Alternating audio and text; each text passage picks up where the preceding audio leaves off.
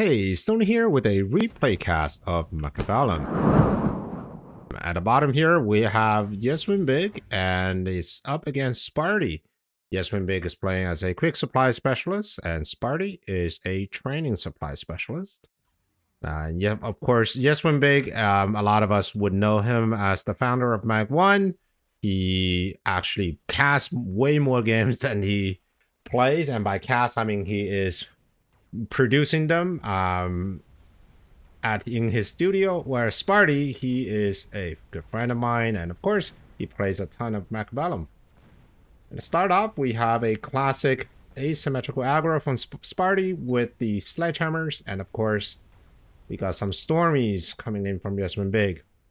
Typically when you go asym with sledgehammers, you do expect to have some pretty strong pressure in the early rounds. I mean, the sledgehammers tend to get leveled fairly quickly, especially if they can get the tower round after round. But right now, though, it seems like the Stormies and the Crawlers are just a little too good for Mr. Sparty. Round 2, we got a very fast pick, both players picking the Underground here. Underground is pretty good, especially into an aggro player like Sparty, because your backline is usually wide open. And if you're a smart aggro player, one way to defend against Underground is to have 3 crawlers in the back. So you will like to have crawler number 1 somewhere here, or even closer to the tower right here, crawler number 2 here, and number 3 right here. The reason you want to do that instead of having a crawler at the edge, right, and then another one in the middle, is because if you have them in the tower, the center crawler will actually converge with your tower crawlers to defend against the Underground. The Underground spawns roughly two packs of crawlers, a little less than 2 packs, which means you will need at least 2 packs of crawlers to defend it. All right, another pretty straight up round, but I think this time, because of the tower capture by Yeswin Big, Sparty is going to have to defend. Round 3, we got advanced power system. That is great for sledgehammers, for them to just continue pushing in. And we have a efficient tech research for our blue player here. Here's a cheeky little move. So for those of you that don't know what the purpose of this move and why Sparty is actually dipping in instead of just going to the sideways, why waste your crawlers getting shot at by these fangs? Why not just move all the way around? The idea of moving in has to do with targeting. Once a unit is locked on to a specific target, that unit will likely to chase that target all the way until it dies. Now, occasionally, when the target moves outside of the unit range, so for example, the Fang range is in this circle, the crawler comes in, the crawler moves out, then the Fang will have an opportunity to retarget. But as long as the units are within the firing range, your unit will always chase after that unit. So the purpose of this dip is for all of these crawlers, right? These 2 fans, 2 crawlers, even some crawlers on the side, to lock on to this pack of crawlers so that they can start moving in this direction. I think what Sparty didn't account for was this pack of crawlers coming in late. And it just completely ruined his plan. Imagine if this crawler didn't come in late and instead, was somewhere else or just non-existent. This entire 4 packs of unit would have followed this crawler all the way to this side of the map, giving Sparty the time to finish his battle. He doesn't really care if those units take the tower because the battle is already over. It looks like he doesn't really care anyways because the sledgehammers are just that good. No tech on them yet, but we can expect fairly soon. 2 level 2 Mustangs. I think if you're new here, these are just such high value units, especially given at level 2. To Sparty, I mean, this is a no-brainer. His opponent already has Scorpions, so Fire Badgers are automatically out. Steel Balls are also out. And that's between a Sabertooth and Mustangs. Sparty doesn't exactly have stellar anti-air, especially against Wasps. And he can pretty reliably expect his opponent to also take the Mustangs, because the Scorpion Mustang is just a very potent combination.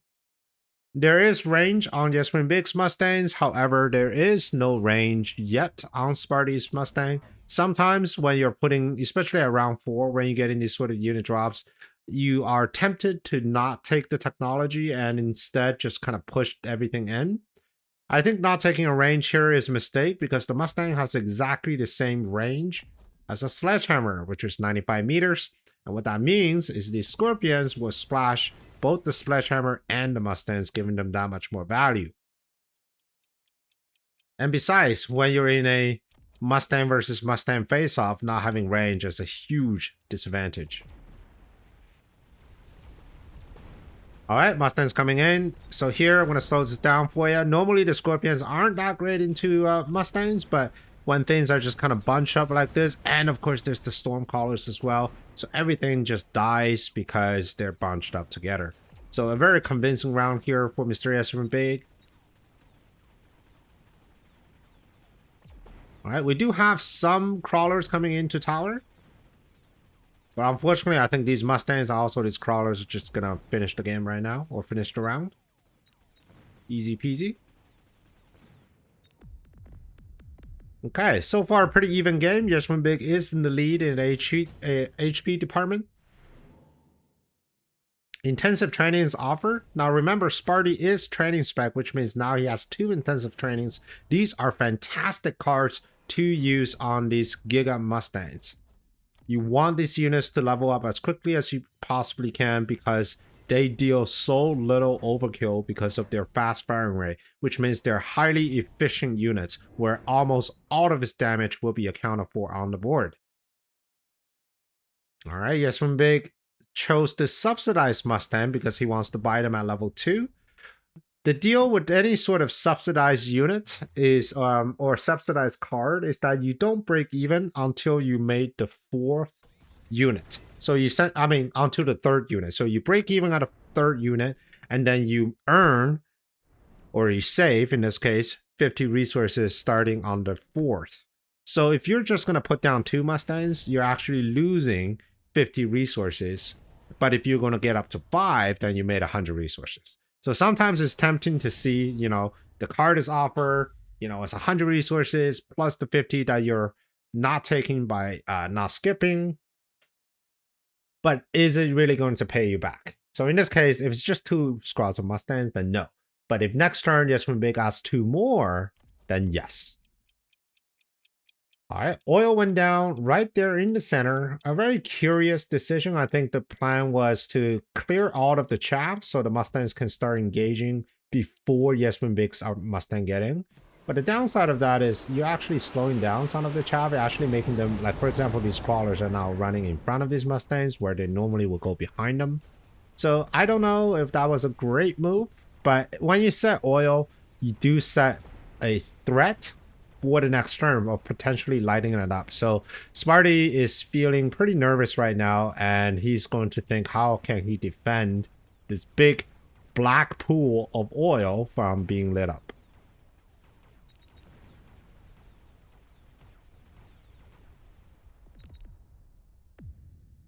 All right. Round 6. Smoke bomb. Boats instant clicked on a smoke bomb, which I thought it was interesting, right? Smoke bomb works really well if you're the defending player, because as an aggro player, this is as far as you're going to have to shield, which practically does nothing for this smoke bomb. But as a defending player, you have all this space that you can push shield down. So yes, it was very valuable. It's almost like a skill test that at a certain level, you just kind of have to expect it.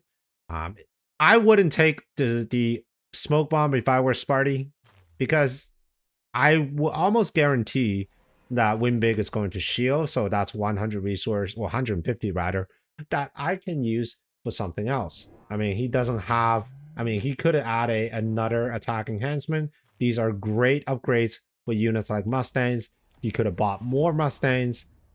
So far, I think the smoke is just not as effective. But for Win Big though, yeah, any ability into a aggressive player is doubly effective. All right, underground is picked for the crawlers. These are specifically for the Mustangs. So right now, Win Big does not really have a lot of chaff clear. He does not have arc lights. It's only chaff clear in the form of these Mustangs and Fangs, which are the units that gets impacted the most with the underground, because they have to literally fire at every single unit, no splash whatsoever. And the shield bubbles, especially the one on the left, is just doing so much work, allowing this level 1 Mustangs just to completely dominate in this fight. I mean, without that shield, this squad of Mustangs would have died a long time ago. So great value on the shield. Now we got another unit drop. Fort Mustang is coming together. That's a very good choice.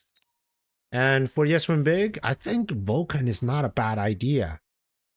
Because Vulcan Scorpion pair really well together. And if you know your opponent is probably either going to go Force Stand or Saber Stand, having a Vulcan to complement your Scorpion, I mean, that could be really well. Unfortunately, Vulcan was picked, but it was sold promptly, which means the chaff clearer department is continuing to be a little weak for Yes Win Big despite the Mustangs leveling. They're just not that good into underground crawlers, especially when you have so many of them. On Sparty's side, we do have 2 forts with range, ready to take down these Scorpions. So far, these units are relatively even. I mean, this level 2 fort is super scary, but Yes Win Big does have the opportunity to just take double shot and acid, and they absolutely murder giants like these fortresses. Okay, a lot more Scorpions being added. The Scorpions themselves don't really need that many levels if you're planning on using acid and double shot, because they just do so much damage. The only reason for Scorpions to get levels in this sort of situation is for them to stay alive. And as you can see here, these forts are just picking the Scorpions apart while taking the punishment.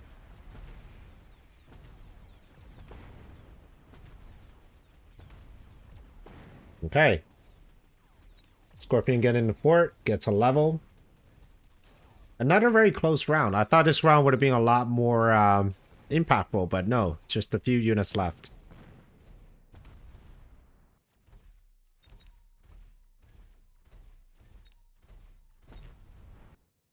Here we have the Gundam Fort.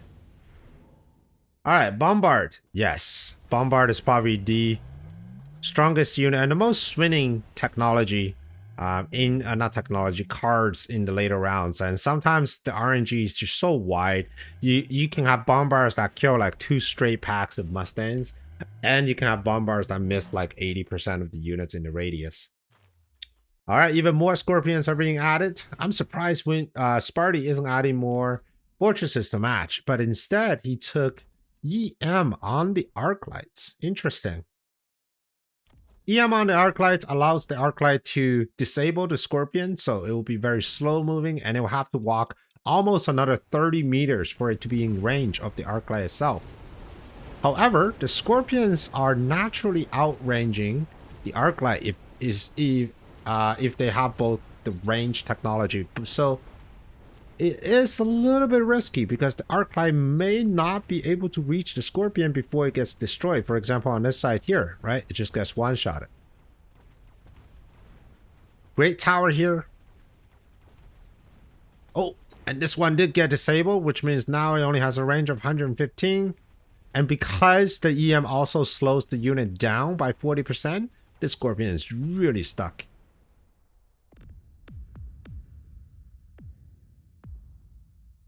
All right, down to 800. I'm getting to round 9.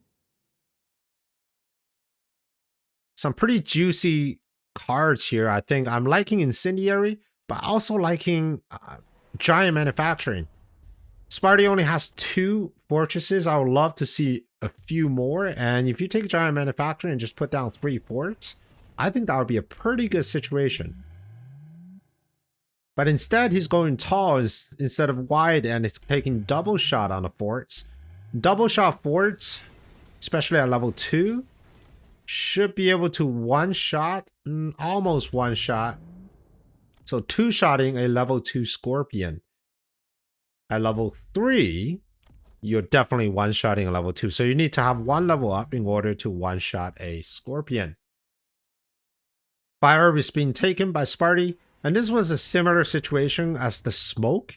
Like, I just think if you're the aggressor, taking cards like that, knowing that your opponent's probably just going to shield, it's just such a waste, right? You could have taken that money, level up some arc lights so that your arc lights are more effective into the Mustangs. But instead, you took the fire. And compared to Yes Win Big's fire, this is indefensible by the red player. Whereas Sparty's fire is just completely blocked.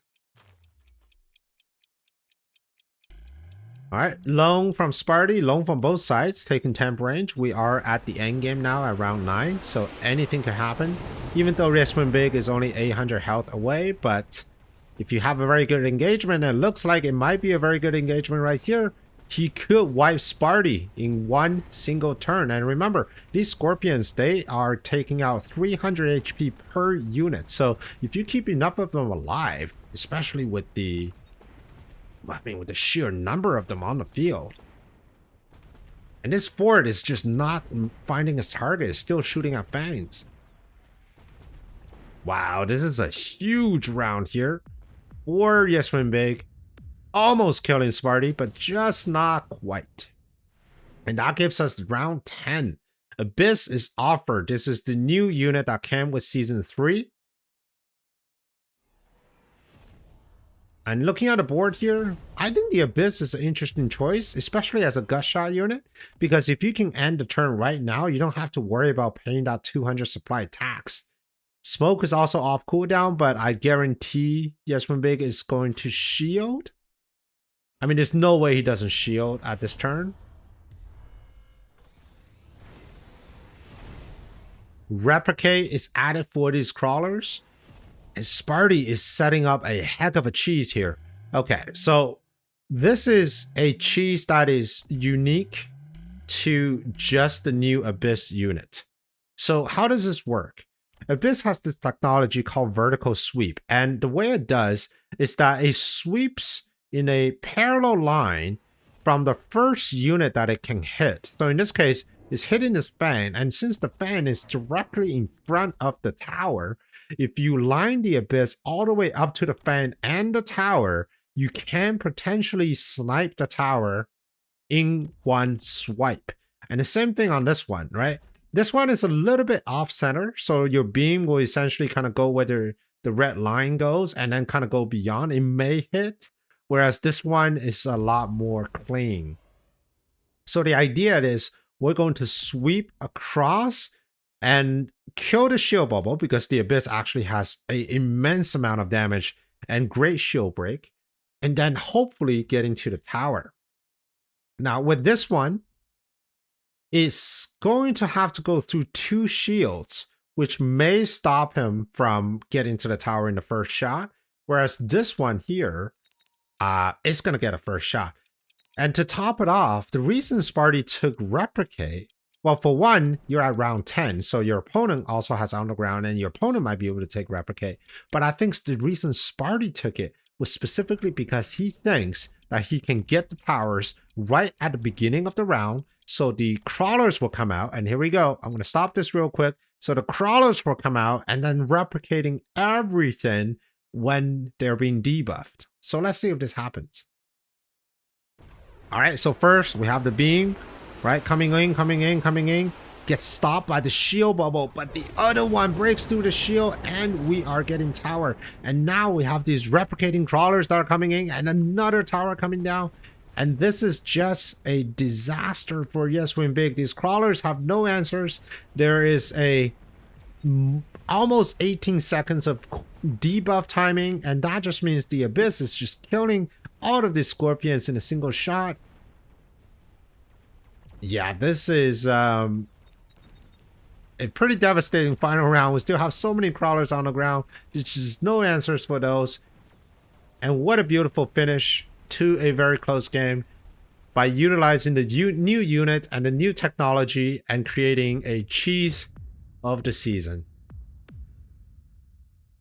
All right, I hope you enjoyed this cast, and if you want to see more games like this, here's another one for you, and I hope to see you on the next one. Prepare your tactics, Mechabellum's calling. Deploy your fortress, the battlefield's alive with swarms.